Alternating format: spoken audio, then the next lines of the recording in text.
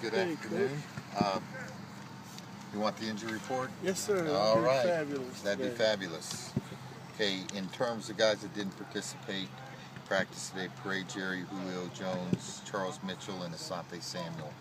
Limited participants were John Abraham, Jonathan Babineau, Matt Bryant, Kevin Cohn, Christopher Owens, Michael Turner, Vance Walker, and Sean Weatherspoon. Tomorrow, a number of those guys that didn't participate will be limited. Some of those limited will be in full participation. So we had a physical game last Sunday, and we wanted to make sure we get these guys rested. So. How did Spoon look in his return, and when Julio's just dressed out the part? Well, Julio went through some walkthroughs. Okay.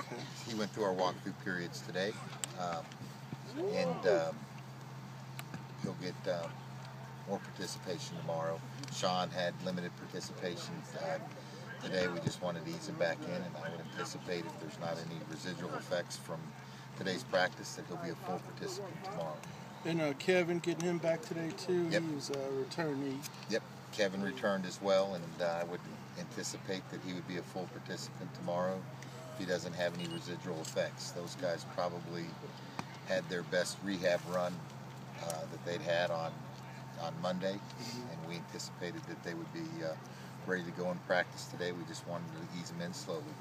With the news about Joe Hawley and the signing of Gunn, how does the depth look now with in the interior line? Well, you're going to have some of your cross-trained players have to step in and play different roles. So Mike Johnson's going to be a guy that's going to have to play inside and outside.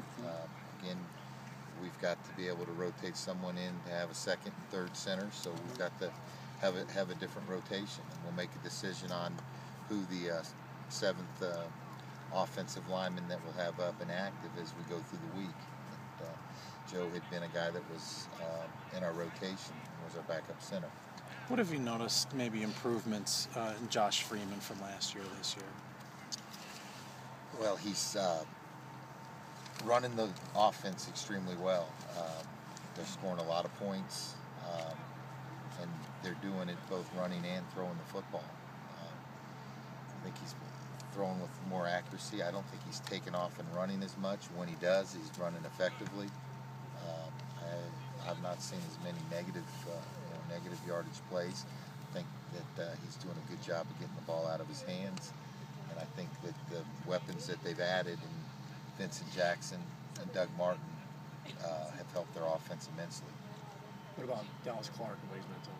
Well, Dallas is in the last 3 or 4 weeks has really become more of a productive player for him. He creates some issues inside and outside.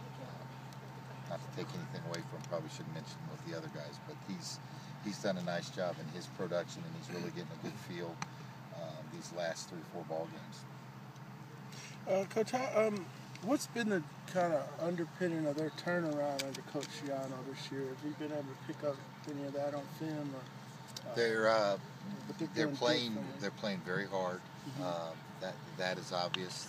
They play with a lot of passion, a lot of energy, and they're doing a very good job in their run defense. They've been a very aggressive team in terms of stopping the run. They're number 1 in run defense, and they're scoring a lot of points. And the other thing I think that shows up is they're very good in the turnover ratio, but when they do create those turnovers, the offense is turning them into points. They're number 1 in the league in terms of scoring touchdowns off turnovers. So they've done a very nice job there. And as you know, turnovers are a big part of the game. It's hard to get a read on that defense on the numbers. 1 against the run, 32 pass, and then 15 interceptions. How do you analyze them? Well, they've done they've done a very good job stopping the run. Okay. That's obvious. Mm-hmm. You know, they're the number 1 team in the league. They've had some injury issues in the secondary. It could skew the numbers. When they score that many points, people are going to probably throw the football on them more. They've done a really good job in scoring points the last 4 games. If you just take their last 4 games, I think they're like 3rd or 4th in the league in scoring over the last 4 weeks. So people are probably throwing the ball more on them.